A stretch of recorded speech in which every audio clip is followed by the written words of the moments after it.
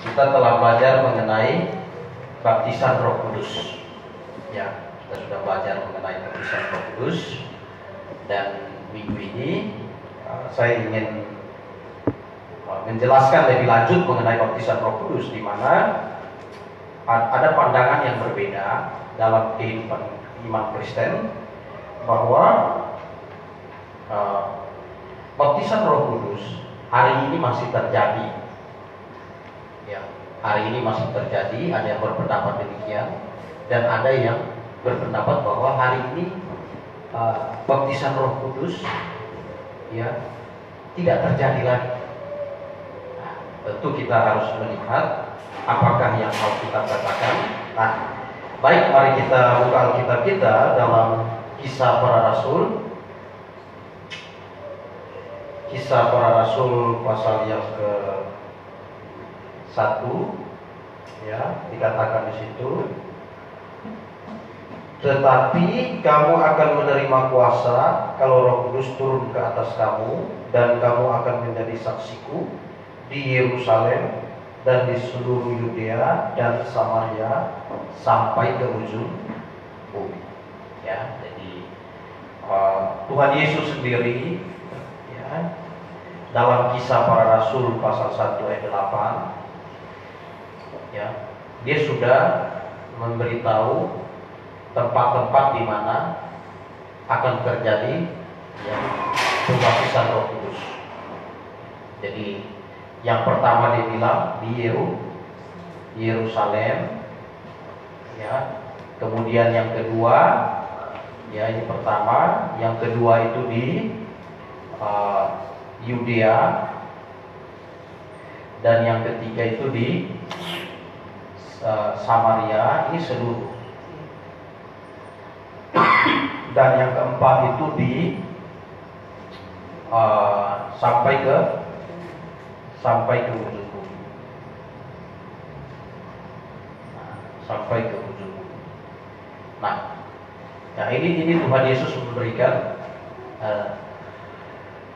satu definit atau satu rujukan yang jelas mengenai peristiwa pembaptisan Roh Kudus terjadi di tempat-tempat di mana saja. Ya, dan kalau kita baca di dalam Alkitab,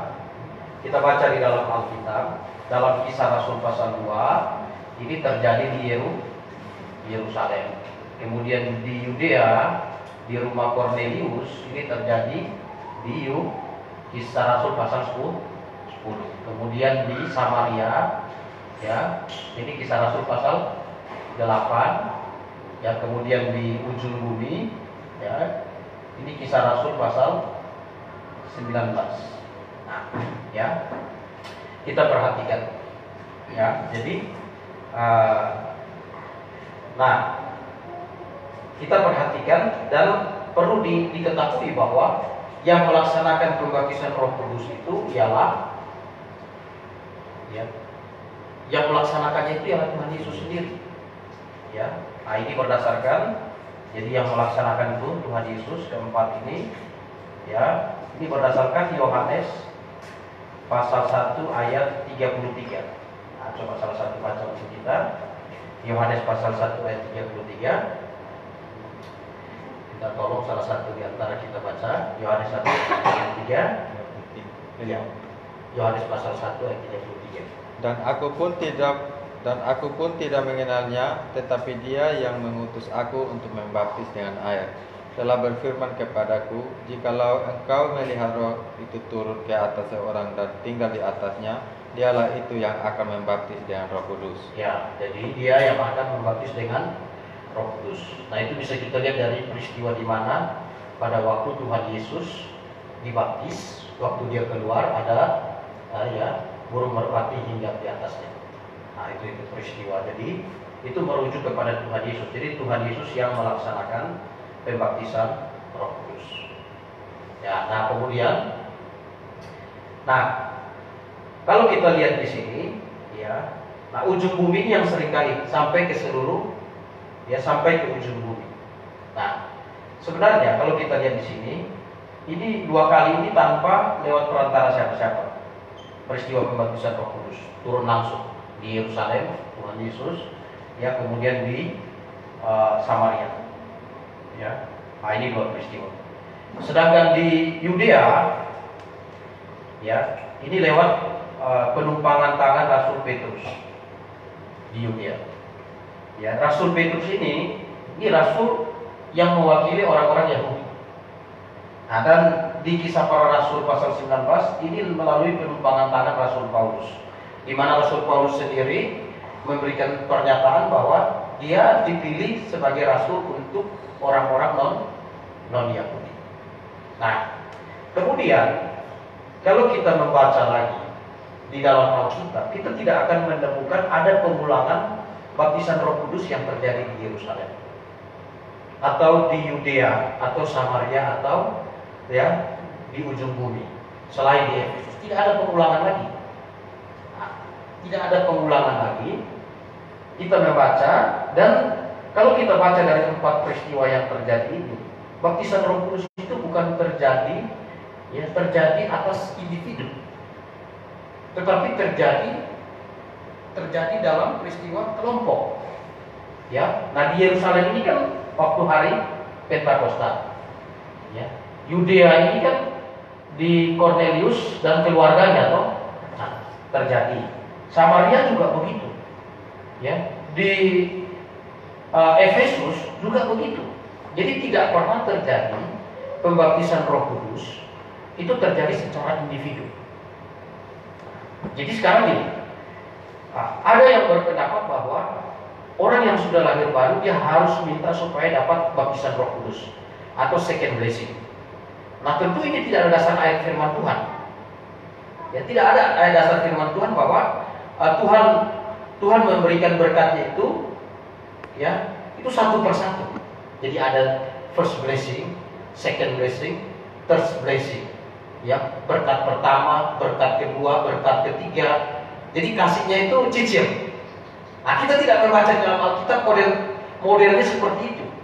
Justru kita membaca di dalam Alkitab, kita perhatikan, ya, kalau kita lihat di dalam surat Efesus, ya, coba salah satu muka untuk kita, ya, Efesus pasal 1 ayat 3, ya, Efesus pasal 1 ayat 3. Terpujilah Allah dan Bapa Tuhan kita Yesus Kristus, yang dalam Kristus telah mengaruniakan kepada kita segala berkat rohani di dalam surga. Ya, dalam Kristus mengaruniakan segala berkat. Jadi tidak ada cicil-cicilan. Ya, tidak ada cicil. Jadi segala berkat rohani itu diperoleh seseorang itu tanpa cicilan. Nah, kan itu cicil namanya. Ya, terima dulu lahir baru, habis itu baptisan Roh, habis itu baru mengalami kepenuhan Roh. Nah, ini tidak benar. Ya, tidak sesuai dengan Alkitab. Ya, kalau Alkitab katakan ini terjadi satu kali pada waktu di dalam Kristus. Kapankah seseorang yang ada di dalam Kristus? Pada waktu dia bertobat dan percaya kepada Injil Yesus Kristus. Ya. Di dalam Efesus, coba dalam Efesus, ya, Efesus ini Efesus juga tadi, Efesus pasal 1 ayat 13. Efesus 1 ayat 13. Ya, coba. Di dalam dia kamu coba karena kamu telah mendengar firman kebenaran, yaitu Injil keselamatanmu. Di dalam dia kamu coba ketika kamu percaya, diberikan dengan Roh Kudus yang diberikannya. Ya, di dalam dia ketika kamu percaya dimeteraikan dengan Roh Kudus yang dijanjikan. Jadi seseorang menerima berkat, ya, berkat rohani itu bukan ada first, ada ya second, ada third, tapi itu langsung terima semua di dalam Kristus pada waktu dia percaya. Pada waktu dia percaya dia terima. Ya, segala berkat rohani. Dan kalau kita lihat di dalam 2 Korintus, ya, pasal 1 ayat 21 sampai 22, coba kita baca. Salah satu baca untuk kita, ya. Sebab Dia yang telah meneguhkan kami bersama-sama dengan kamu di dalam Kristus adalah Allah yang telah mengurapi, meteraikan tanda miliknya atas kita, yang memberikan Roh Kudus di dalam hati kita sebagai jaminan dari semua yang telah disediakan untuk kita. Ya, jadi Allah yang telah mengurapi, ya, memetraikan, kemudian apa lagi? Yang ketiga, memberikan Roh Kudus. Jadi jangan minta Roh Kudus lagi. Curahkanlah. Nah, ini kan harus dipahami dengan benar. Ya, jadi ketika seseorang itu, ya, di dalam Efesus 1 pasal 3, ya kan, Tuhan mencurahkan berkatnya itu satu kali, segala berkat. Jadi tidak ada satu persatu, tidak dicicil. Nah, seseorang terima berkat dari Tuhan, berkat rohani, itu pada waktu dia bertobat dan percaya pada Yesus. Ya, dia lahir baru. Allah lahir barukan dia, kemudian dia mendapat segala berkat. Ya, mendapatkan pengurapan dari Allah, mendapatkan metrai dari Allah, dan memberikan Roh Kudus. Berarti pada waktu orang itu sudah betul-betul lahir baru, di dalam hidupnya itu sudah ada Roh Kudus. Makanya kalau kita lihat lagi, kita baca surat-surat Rasul Paulus kepada jemaat, baik itu surat Roma, surat Korintus, surat Efesus, Filipi, Galatia, Kolose, kita tidak menemukan di situ catatan Rasul Paulus meminta jemaat untuk menerima baptisan Roh Kudus. Nah, justru baptisan Roh Kudus ini, ya, kalau kita perhatikan, ini dipopulerkan oleh seorang tokoh yang muncul pada abad kedua, namanya Montanus. Montanus itu merasa bahwa gereja kok sekarang suam-suam kuku. Kita harus kembali lagi kepada, ya, praktek gereja pada waktu masa para rasul. Ya, kita harus kembali ke situ lagi. Montanus merasa begitu, dan akhirnya waktu itu muncul dua orang perempuan yang bisa berbahasa lidah kembali, yaitu Maximilian dan Priscilla. Dua orang ini kembali berbahasa lidah. Nah, ini praktek-praktek ini dimulai. Lalu tahun sekitar abad keempat ini gerakan pudar. Baru muncul tahun 1900, ya, dipelopori oleh Charles Parham. Ya, kemudian ada seorang muridnya namanya Agnes Osmond berbahasa lidah. Fenomena ini jadi. Lalu ada orang-orang yang hari ini berkata bahwa kalau kamu tidak bisa bahasa roh, kamu belum baptisan Roh Kudus, kamu belum terima Roh Kudus. Bahkan menuding ada gereja yang tidak punya Roh Kudus. Nah, ini pertanyaannya, muncul pertanyaan dari abad keempat sampai awal abad ke-19, itu kan tercatat di dalam sejarah tidak ada praktek-praktek demikian. Lalu pertanyaannya, apakah selama itu Roh Kudus tidak bekerja dalam kehidupan orang percaya? Nah, ini satu hal yang mereka tidak memahami, bahwa memang kalau kita baca di dalam Alkitab, peristiwa pembaptisan Roh Kudus sebenarnya ini Tuhan yang bekerja. Ini sebagai tanda bahwa Roh Kudus hari ini telah bekerja di dalam jemaat. Sebelumnya orang-orang percaya sudah terima Roh Kudus. Jadi pada waktu Tuhan Yesus menghembuskan Roh Kudus kepada para rasul, itu Tuhan Yesus sudah, ya, membuat satu deklarasi bahwa hari ini Roh Kudus sudah bekerja dalam hidupnya. Tapi kemudian Tuhan bilang kuasa yang diberikan itu untuk menjadi saksi. Artinya, ya, ini satu pernyataan dari Tuhan Yesus bahwa Roh Kudus itu diberikan, baptisan Roh Kudus itu terjadi untuk menyatakan kepada publik bahwa sekarang Roh Kudus bekerja di dalam jemaat, bekerja bersama jemaat untuk menjadi saksi Kristus. Dan dipilih 4 lokasi. Yerusalem itu pusat penyembahan, ibadah simbolik. Ya, Samaria itu, ya, diidentikan dengan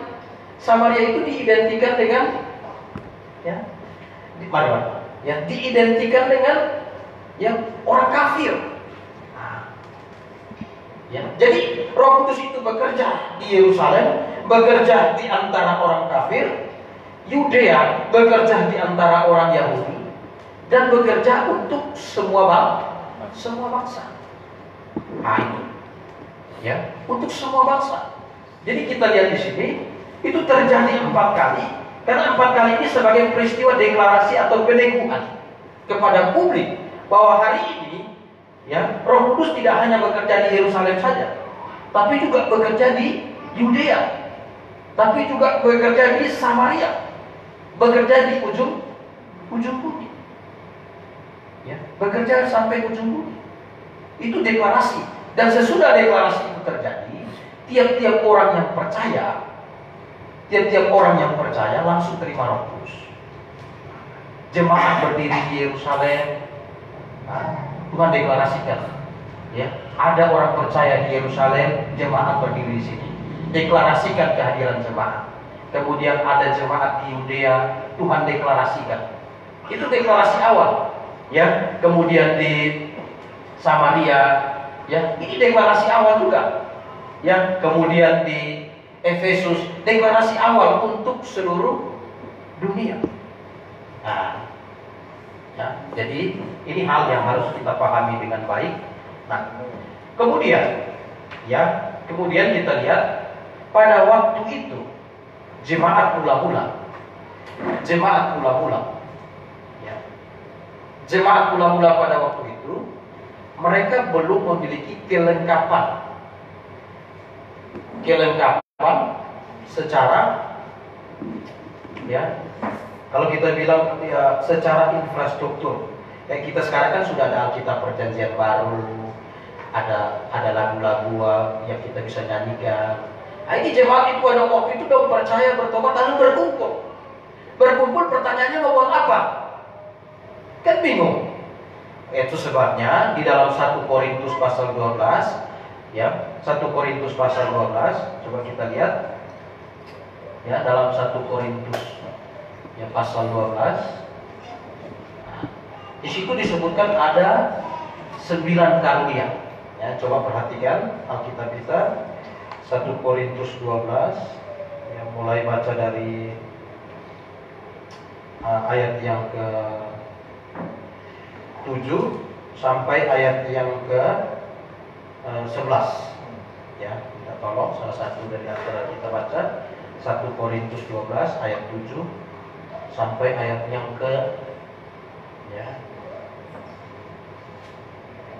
ayat yang ke-11.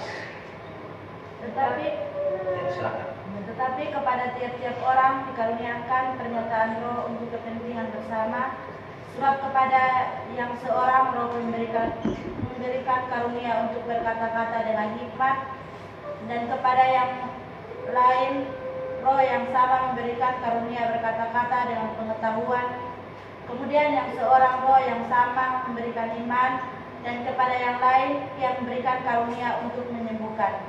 Kepada yang seorang Roh memberikan kuasa untuk mengadakan mujizat, dan kepada yang lain yang memberikan karunia untuk bernubuat. Dan kepada yang lain lagi yang memberikan karunia untuk membedakan bermacam-macam roh.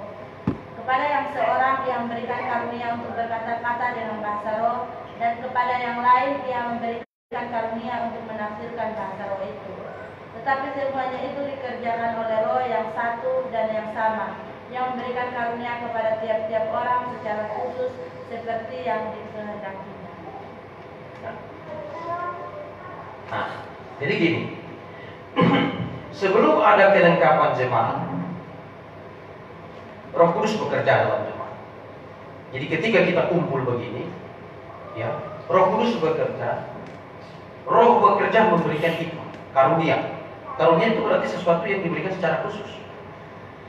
Nah, lalu ada seorang diberikan karunia pengetahuan, karunia iman. Nah, karunia iman ini yang seringkali disalah tafsirkan, bahwa ini bukti orang percaya itu imannya dikaruniakan. Bukan. Kalau kita baca konteks ini baik-baik, ini orang yang sudah beriman, tapi diberikan karunia iman. Ya. Jadi ini berhubungan karunia ini untuk melengkapi jemaat. Nah, ya. Kemudian di sini ada karunia menyembuhkan, karunia bernubuat. Nah, ini Roh Kudus bekerja, ya, bekerja. Nah, karena begini, ya, kalau kita baca di dalam kitab Perjanjian Lama, ya, baca dalam kitab Perjanjian Lama, dalam eskatologi Yahudi, zaman kita sekarang ini tidak ada. Zaman kita sekarang ini tidak ada, dan dalam kitab PL tidak pernah dituliskan bahwa nubuat mengenai kehadiran kitab Perjanjian Baru. Justru dalam kitab PM, dalam kitab Nabi Yoel, coba kita lihat, ya, Yoel pasal yang kedua. Nah, kita lihat, kitab Yoel, ya, pasal 2, mulai dari ayat 20. Yoel pasal 2 ayat 28 ya. Coba buka kitab Yoel. Yoel itu kitab perjanjian lama. Ya, Yoel pasal 2.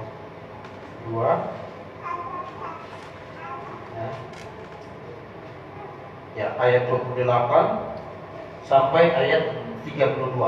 Coba Yoel pasal 28 ayat pasal 2 ayat 28 sampai 32. Nah, coba minta tolong salah satu baca untuk kita. Kemudian daripada itu akan terjadi bahwa aku akan mencurahkan rohku ke atas semua manusia, maka anak-anakmu laki-laki dan perempuan akan bernubuat. Orang-orangmu yang tua akan mendapat mimpi, teruna-teruna akan mendapat penglihatan. Juga di atas hamba-hambamu laki-laki dan perempuan akan kucurahkan rohku kepada hari itu. Aku akan mengadakan mujizat di langit dan di bumi, dan api dan gumpalan-gumpalan asap. Matahari akan berubah menjadi gelap gulita dan bulan menjadi darah sebelum datangnya hari Tuhan yang hebat dan dahsyat itu. Dan barang siapa yang berseru kepada nama Tuhan akan diselamatkan.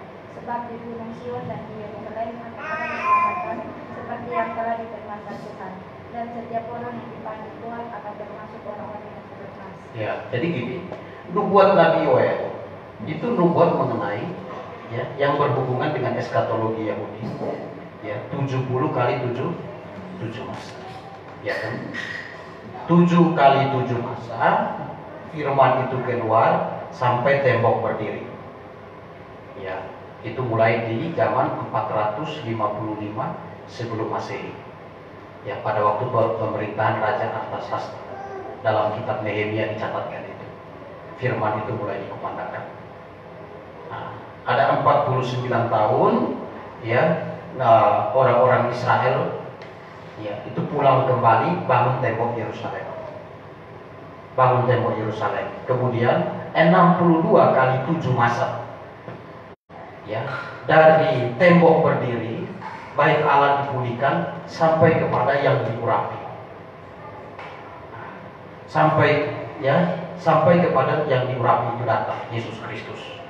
Itu ada 69, tinggal 1 kali 7 masa. Nah, 1 kali 7 masa itu ditunda karena penolakan orang Israel terhadap Yesus. Yesus kan datang tujuan awalnya untuk orang Israel. Ya, makanya Matius pasal 10 ayat 5 dan 6, Tuhan Yesus perintahkan kepada 12 rasul, pergilah kepada domba-dombaku. Jangan menyimpang kepada jalan orang Samaria atau bangsa lain. Kalau waktu itu Israel menerima Yohanes sebagai Elia dalam roh dan kuasa Elia, karena orang Israel itu kepekaan terhadap peristiwa rohaninya apa? Kepekaan hati terhadap hal-hal rohani itu tidak ada. Makanya mereka berpikir, ya, janji di dalam kitab Maliaki pasal 4 itu bahwa Elia akan datang lagi. Mereka pikir Elia akan, ya, reinkarnasi. Padahal di dalam Alkitab perjanjian lama sudah diajarkan tidak ada yang namanya reinkarnasi. Harusnya mereka sadar bahwa Elia tidak akan dilahirkan lagi dalam daging. Itu sebabnya dalam Lukas pasal 1 ayat yang ke-27 itu dijelaskan pada waktu Yohanes lahir, dikatakan bahwa Yohanes akan memiliki roh dan kuasa Elia. Nah, makanya pada waktu Yohanes ditanya, apakah engkau Elia? Dia bilang bukan, memang dia bukan Elia. Apakah engkau Mesias? Bukan. Lalu siapakah engkau? Akulah suara yang berseru di padang gurun. Artinya Yohanes mau bilang, akulah ini yang punya roh dan kuasa Elia. Tapi orang-orang Yahudi tidak peka terhadap hal rohani, sehingga akhirnya mereka bunuh Yohanes. Dan kemudian mereka salibkan Tuhan Yesus. Nah, makanya di dalam Matius pasal 11 ayat 13 dibilang, jika mereka menerima dia, dialah Elia yang akan datang. Nah, makanya akhirnya yang tadinya harusnya 70 itu sudah digenapi, 70 kali 7 sudah digenapi, atas penolakan Israel ditambah lagi waktu. Makanya pada waktu hari Pentakosta Kalau kita baca Kisah Rasul pasal 2, Petrus itu bukan sedang bernubuat tentang peristiwa yang akan terjadi kemudian. Tetapi Petrus berkhotbah mengutip kitab Yoel, itu menyatakan bahwa ini penggenapan nubuat Nabi Yoel sudah terjadi sekarang. Ayat 28 dan 29 sudah terjadi sekarang. Nah, sedangkan mengenai dunia runtuh itu, ya, bicara tentang akhir dunia. Makanya dipisah. Ya, ayat 28 29 itu bagian yang dibuat terpisah sendiri kalau kita baca dalam kitab Yoel. Kemudian ayat 30 sampai 32 itu bagian yang terpisah. Jadi nubuat Nabi Yoel mengenai bapak-bapak akan bernubuat, berbalik, anak-anak berbalik, ya, bahwa yang di dalam kitab Kisah Para Rasul itu sudah digenapi. Dan kemudian jemaat Tuhan dilengkapi dengan nubuat ini. Ya, dilengkapi. Jadi, kalau pada waktu itu orang-orang Yahudi menerima Yesus sebagai Mesias dan menerima Yohanes sebagai roh dan kuasa Elia, sebagai Elia, maka mereka akan masuk ke 1 kali 7 masa. Kalau mereka masuk ke 1 kali 7 masa, yang melengkapi mereka ini kan cuma 7 tahun. Tetapi karena mereka menolak, akhirnya awalnya dilengkapi dengan ini, karunia-karunia ini. Lalu kemudian Rasul Paulus bertegas, ya, di dalam 1 Korintus pasal 13, di situ Paulus bertegas. Nah, ya, 1 Korintus pasal 13, 1 Korintus pasal 13 ayat 8 sampai ayat 13. Nah, coba minta tolong salah satu baca untuk kita. 1 Korintus 13 ya, ayat 8 sampai 13. Salah satu. Kasih tidak berkesudahan, nubuat akan berakhir, bahasa roh akan berhenti, pengetahuan akan lenyap. Sebab pengetahuan kita tidak lengkap dan nubuat kita tidak sempurna. Tetapi jika yang sempurna tiba, maka yang tidak sempurna itu akan lenyap. Ketika aku kanak-kanak, aku berkata-kata seperti kanak-kanak. Aku merasa seperti kanak-kanak. Aku berpikir seperti kanak-kanak. Sekarang sudah aku menjadi dewasa, aku meninggalkan sifat kanak-kanak itu.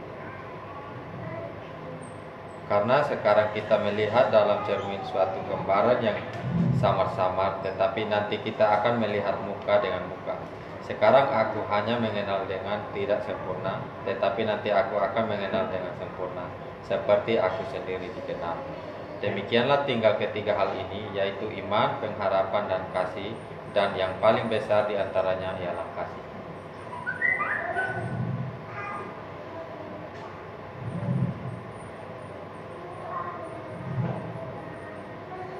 Yang kita lihat di sini, ya 13. Ya.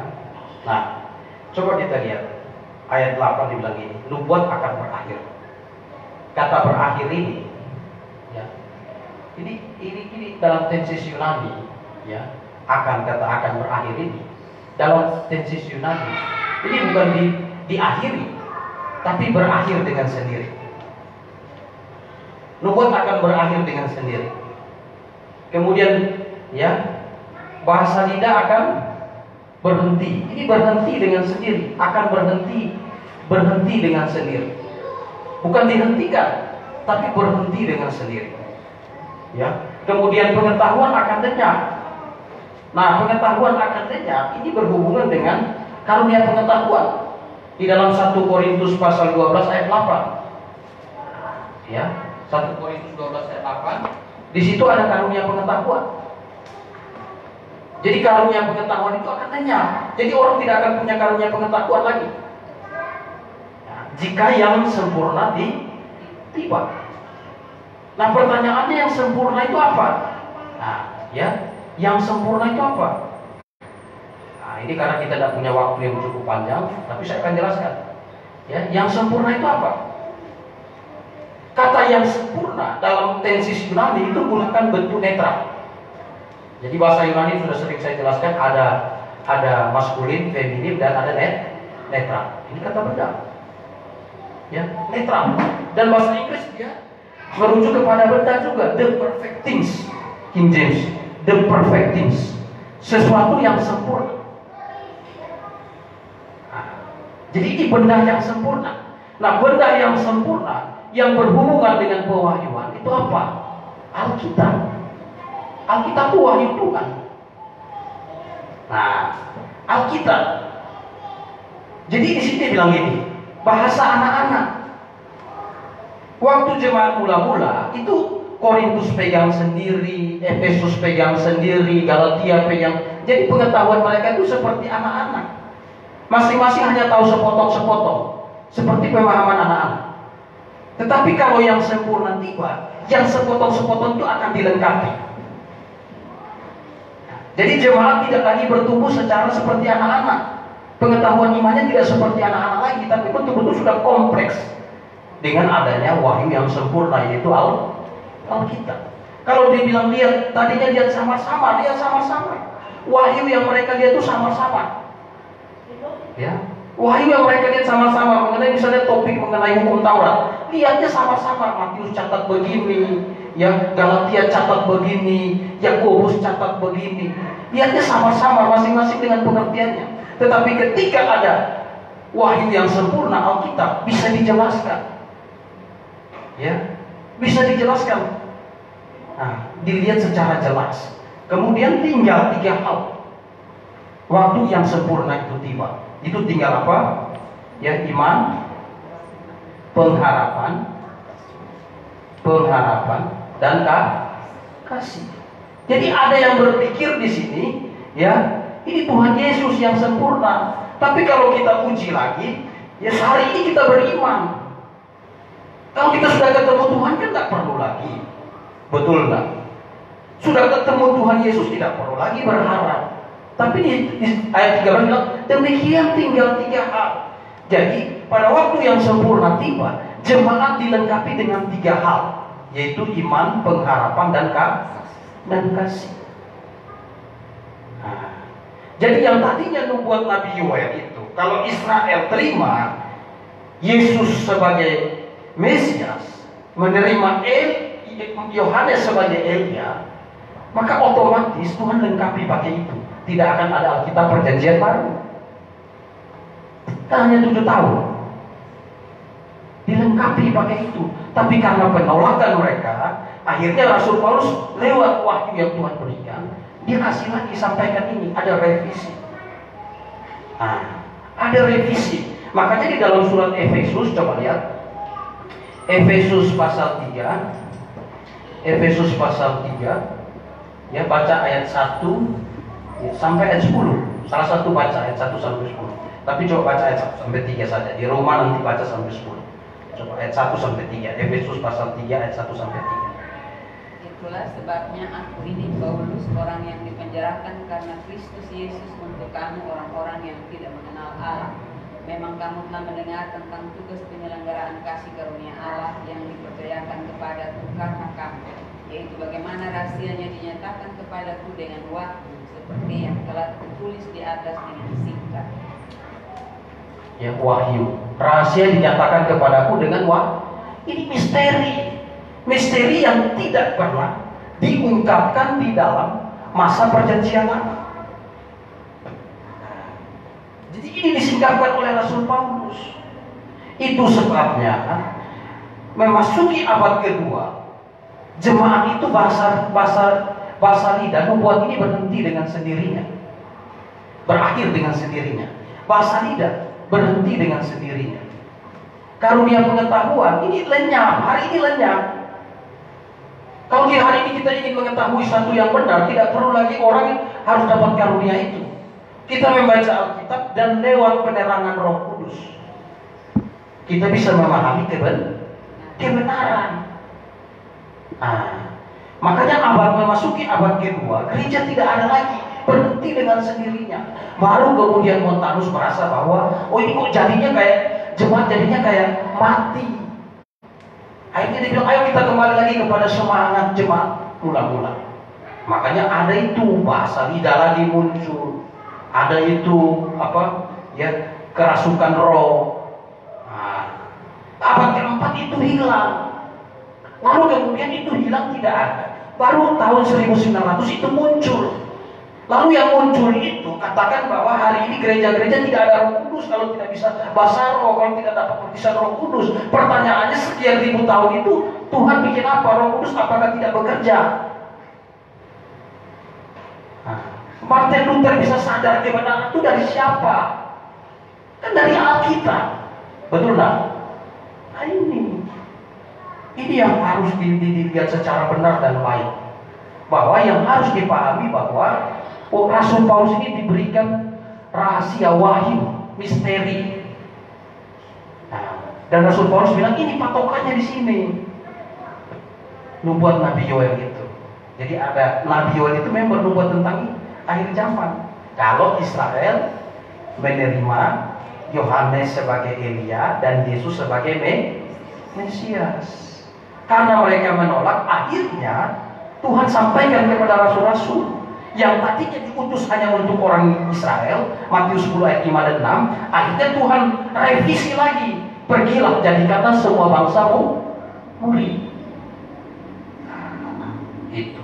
Nah, dari sini kita sudah paham, hari ini orang tidak perlu lagi terima yang namanya first blessing, second blessing, third blessing. Satu kali blessing diterima, Efesus 1 ayat 3. Segala berkat rohani dalam surga. Jadi tidak dicicil blessingnya itu.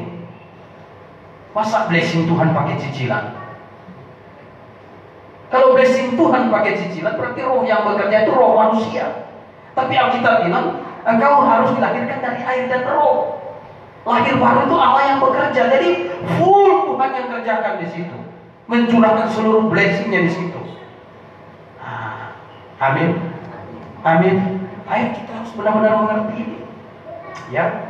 Nah, ini juga membuktikan, ya Pak Hengki kirim kasih saya video mengenai ada satu orang yang berkata bahwa kerajaan 1000 tahun itu alegoris. Lalu dia jelaskan di situ bukti alegoris itu apa? Masa di 1000 tahun ada rantainya, ada pabrik rantai segala macam. Kalau tafsir Alkitab, kalau satunya alegoris, harus alegoris semua. Kalau satunya literal, harus literal semua. Coba sekarang baca pertanyaan Tuhan Yesus, biarlah orang mati mengubur orang mati. Coba diliteralkan semua. Ngaco kan kalau diliteralkan semua, betul lah. Orang mati kubur orang mati. Bagaimana cara orang mati kubur orang mati? Ini kan cara menafsir yang ini hikmah manusia. Itu. Mengenai kerajaan 1000 tahun, itu dibuktikan dengan 70 kali 7 masa itu tergenapi. Ya, mulai firman keluar 7 kali 7 masa. Kemudian 62 kali 7 masa, tepat waktu di mana Tuhan Yesus hadir. 62 kali 7 itu betul-betul digenapi. Nah, itu kita sudah belajar di pelajaran yang sebelumnya. Sisa 1 kali 7 masa. Lalu mereka bilang bahwa 1000 tahun itu hanya di kitab Wahyu. Oh tidak, dalam kitab Yesaya ada itu. Ya, dalam Yesaya coba kita lihat. Yesaya, kitab Yesaya 65 kalau tidak salah. Ya, coba kita lihat. Yesaya 65. Ya. Nah, ayat 17. Yesaya 65 ayat 17 bilang gini. Sesungguhnya aku akan menciptakan langit yang baru dan bumi yang baru. Hal-hal yang dahulu tidak akan diingat lagi dan tidak akan timbul lagi dalam hati, tetapi bergirang dan bersorak untuk selamanya. Apa yang diciptakan, sebab sesungguhnya aku menciptakan Yerusalem penuh sorak-sorai dan penduduknya penuh kegirangan. Aku akan bersorak-sorak karena Yerusalem, bergirang karena umatku di dalamnya. Tidak akan kedengaran lagi bunyi tangis dan bunyi erang pun tidak. Di situ tidak akan ada lagi bayi yang hanya hidup berapa hari atau orang tua yang tidak mencapai umur suluk. Sebab siapa yang mati pada umur 100 tahun masih akan dianggap muda, dan siapa yang tidak mencapai umur 100 tahun akan dianggap kena. Baca seterusnya. Saksi Yehova menafsirkan ini surga. Kalau ini surga kan ngaco. Ngaconya di mana? Ada orang lahir, ada orang mati, ada orang kena kutuk. Betul enggak? Kalau di surga kan tidak mungkin. Ini bicara tentang kerajaan seribu tahun. Itu peristiwa yang terjadi dalam 1000 tahun dalam masa milenium. Anak bermain dengan singa. Anak bermain dengan ular tedung di ayat selanjutnya. Singa makan rumput. Itu pada masa kerajaan 1000 tahun. Ya. Hal itu mengapa mereka tidak mengerti? Ya. Mereka tidak mengerti itu gini. Karena dia seperti saya sudah khotbahkan. Maka kita belajar benar-benar Alkitab. Kerajaan Allah seringkali dibicarakan dalam dua konteks. Ya, konteks fisik dan konteks yang tidak kelihatan. Yang tidak kelihatan itu hari ini sudah berlangsung. Carilah dahulu kerajaan Allah dan kebenarannya. Jika engkau tidak dilahirkan kembali, engkau tidak melihat kerajaan Allah. Ya Allah. Jika engkau dilahirkan dari air dan roh, baru kamu bisa masuk dalam kerajaan Allah. Jadi kerajaan Allah yang dimaksud ini kerajaan yang sedang berlangsung, yang tidak kelihatan. Yang dikatakan di dalam kitab Kolose pasal 1 ayat 13, ya, dia telah memindahkan kita ke dalam kerajaan anaknya yang kekasih. Dari kuasa kegelapan. Sedangkan Tuhan ada doa Bapa kami, yang jadilah kehendakmu di bumi seperti di datanglah kerajaanmu. Datang berarti masih menanti. Ketika murid-murid tanya kapan masa dan waktu dalam Kisah para Rasul, engkau tidak perlu tahu. Ya, tidak seorang pun tahu selain Bapa. Ini bicara tentang kerajaan 1000 tahun. Maka Tuhan Yesus, bertobatlah sebab kerajaan Allah sudah dekat. Kok di satunya Tuhan bilang cari, yang satu bilang sudah dekat. Apakah kontradiksi? Tidak kontradiksi. Bagian yang satu Tuhan bicara tentang kerajaan Allah yang tidak kelihatan, yang sekarang sedang berlangsung. Ya, yang satu bicara tentang kerajaan yang fisik, yang terjadi 1000 tahun. Nah, itu dia tidak mengerti di situ. Kerajaan 1000 tahun pasti terjadi. Ya, yang percaya ambil yang percaya ambil pertama kan Agustinus. Dia bilang gereja adalah Israel rohani. Israel tidak akan berdiri lagi. Nah, tapi kenyataan gereja bukan Israel rohani. Hari ini Israel ada orang rohani. Gereja itu bangsa lain. Gereja bukan Israel rohani. Ini porsinya. Gereja ini ya kita orang rohani. Israel juga ada yang rohani. Ambil kan konsepnya begitu. Ya. Tapi kan akhirnya tahun 1948 ternyata Israel muncul lagi. Sesudah dihapus dari peta dunia tahun 70, dia muncul lagi. Ini membuktikan bahwa apa yang diucapkan Alkitab itu bukan sesuatu yang tidak akan digenapi. Digenapi. Karena 70 kali 7 masa sudah digenapi secara urutan waktu kita. Nah, kemudian ada penundaan, dikasih tahu revisinya. Nah, itu. Ya, sebenarnya itu video, Pak. Cocoknya kita ini balas satu persatu kata Anda. Nah, ya. Jadi ini dispensasi namanya, dispensasi. Itu.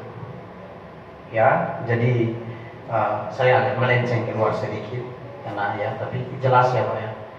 Mengenai penafsiran kalau di depan alegoris belakang harus literal tidak pas, harus kalau alegoris semua alegoris literal, ya nggak bisa. Hal yang sederhana seperti Tuhan bilang, ya biarkanlah orang mati mengubur. Nah, coba literalkan orang mati di depan, mati di belakang. Kenapa masuk akal benar Pak?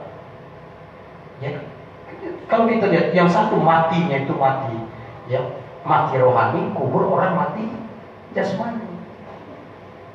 Itu. Biarkanlah orang mati pergi mengubur, ya yang pergi mengubur ini orang hidup. Masa mayat bisa bangkit kuburkan ini, ya kan? Nah, kalau mau dialegoriskan, berarti mayat-mayat bangkit kubur, atau secara literal, ya yang mati kubur orang mati. Gimana cara kuburnya? Ini masuk akal. Makanya Kristen fundamentalis di dunia punya ya aturan menafsir. Sesuatu yang bisa ditafsir secara literal harus ditafsir secara literal. Kalau tidak bisa secara literal, harus ditafsir secara alegoris. Kalau kamu punya iman sebesar biji sesawi, kamu bisa berkata kepada gunung ini, pindah ke sana, dia akan beranjak pindah. Biji sesawi kalau tafsir literal, ya literal juga, pindahkan gunungnya. Benar enggak? Ya, betul enggak? Nah, ini kan hal yang ya, biji sesawi itu harus kasih gambarkan. Kalau sedikit imanmu ada seperti biji sesawi saja, nah, kamu bisa punya kuasa untuk pindahkan gunung. Gitu. Nah, ini kan ngaco jadi kalau tidak memahami Alkitab secara benar. Ya oke, apakah ada pertanyaan? Ya, bukan berarti kita enggak. Ini perlu ini, tapi saya sudah memahami itu, mempelajari itu mengenai kerajaan 1000 tahun. Bukan hanya kitab Wahyu, kitab Yesaya sudah berbicara itu. Nah, berbicara itu. Itu masa milenium. Di milenium itu, ya, tidak ada iblis di situ. Makanya orang yang mati di bawah 100 tahun itu dianggap kena kutuk. Masa milenium. Ya.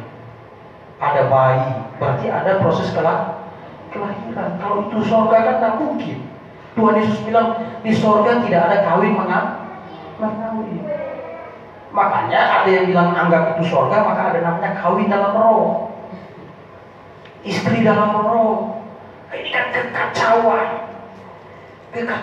Nah itu sebabnya kita yang sudah betul-betul mengerti kebenaran, mari kita belajar dengan sungguh-sungguh.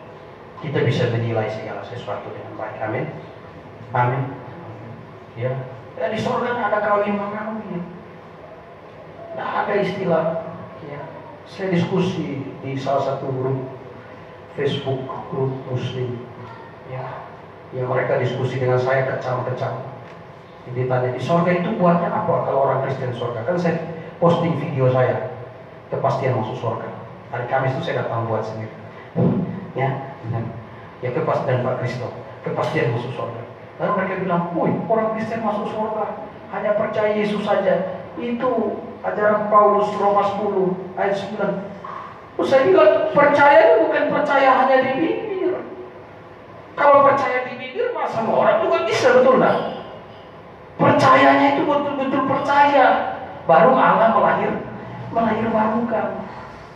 Nah, itu. Lalu di surga buat apa Pak? Ya kita bilang puji Tuhan. Mau buat apa coba? Tidak ada kawin mengawin di situ. Kristen punya tidak ada kawin mengawin, tidak ada bidadari, tidak ada. Ya tidak ada, itu benar. Saya baca juga. Ya, saya diskusi dengan mereka. Saya sampaikan ke mereka juga ada beberapa poin. Saya suruh mereka baca dalam Quran surat As-Sukruf ya 61 dan 71. Baca. Ya, baca situ supaya jangan menyerang kekristenan tanpa arah. Ya, siapakah Yesus? Itu dicatat di situ. Ya, saya diskusi dengan mereka. Mereka kasar-kasar, ya saya santai ke bawah. Terakhir nggak ada yang jawab lagi. Kita kan, ya kita ngapain? Sama-sama betul lah. Cari kebenaran, ya, cari kebenaran, fokus kita kebenaran, betul. Nah, jadi itu, ya, sekali-sekali kita perlu keluar dari ini apa? Kita perlu masuk ke samudra dong. Ya, oke. Apakah ada pertanyaan? Ya, jelas mengenai ini karunia jelas ya? Amin. Amin. Betul, sudah paham? Jadi tidak ada yang namanya cicil karunia, ya, first blessing, second blessing, terus jadi lahir baru, habis itu minta Roh Kudus datang lagi, habis Roh Kudus datang minta supaya alami kerasukan roh, ya, lalu kemudian menganggap sudah punya roh yang lain, tidak ada Roh Kudus, lalu sekian ratus tahun yang lalu itu di mana? Justru mereka itu yang membatasi pekerjaan Roh Kudus. Oke. Amin. Oke. Silakan. Kalau yang tadi tentang karunia bahasa lidah dengan nubuat, Ya. itu akan berhenti. Ya. Kalau karunia penyembuhan, itu bagian dari karunia itu ya. Karunia. Karunia penyembuhan, terus itu salah satu itu kira-kira masih berlaku juga tidak, atau sudah dengan sendirinya itu juga berhenti. Ya, oke. Bagus pertanyaannya. Jadi gini, ini kan cuma dicatat 3. Mengenai karunia melakukan mujizat, karunia melakukan mujizat, ya, karunia penyembuhan, melakukan mujizat, itu dituliskan dalam begini. Ini di 3 ini bicara tentang wahyu. Ini wahyu lisan. Nubuat ini wahyu lisan. Pengetahuan, karunia pengetahuan ini wahyu lisan. Kemudian bahasa lidah ini wahyu lisan. Nah, mengenai karunia mujizat, kalau kita lihat di dalam Alkitab, siapakah orang pertama kali yang diberi karunia melakukan mujizat? Dalam Musa. Musa diberi karunia untuk melakukan mujizat karena waktu itu Musa menyampaikan wahyu lisan dari Allah. Jadi untuk membackup, mendukung Musa, perkataan Musa itu, bahwa wahyu yang Musa sampaikan itu benar dari Allah, Tuhan backup dia dengan karunia. Bahkan tidak boleh gagal. 1 kali gagal saja, itu di dalam kitab Ulangan disuruh lempar dengan batu. Nah, yang namanya karunia itu tidak boleh gagal. Ya. Kalau sekarang kan ada yang bilang dapat karunia, kalau gagal itu salah orangnya, kurang iman katanya. Betul nggak? Ya. Kalau kita baca dalam Alkitab, ada orang yang tak beriman, Tuhan sembuhkan. Betul. Yang tak beriman Tuhan sembuhkan. Bukan karena orangnya yang punya iman. Nah, makanya kalau kita baca lagi, perhatikan dari Kejadian sampai kitab Wahyu, kita akan menemukan bahwa karunia melakukan mujizat itu karunia yang diberikan secara khusus kepada para penyampai wahyu lisan, yaitu rasul dan nabi. Nah, makanya pada waktu jemaat ulang yang melakukan karunia mujizat, ya, tanda heran dan segala, itu hanya rasul. Coba Kisah Rasul pasal 5 ayat 12. Kisah Rasul pasal 5 ayat 12. Ya. Kisah Rasul pasal 5 ayat 12. Minta salah satu baca untuk kita.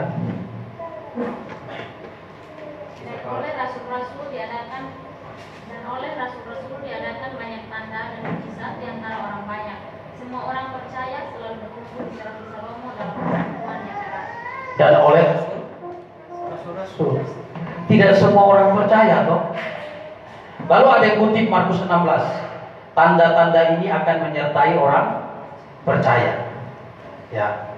Nah, coba baca Markus 16 ayat 17 sampai 20 supaya kita jelas, kita clear masalah ini.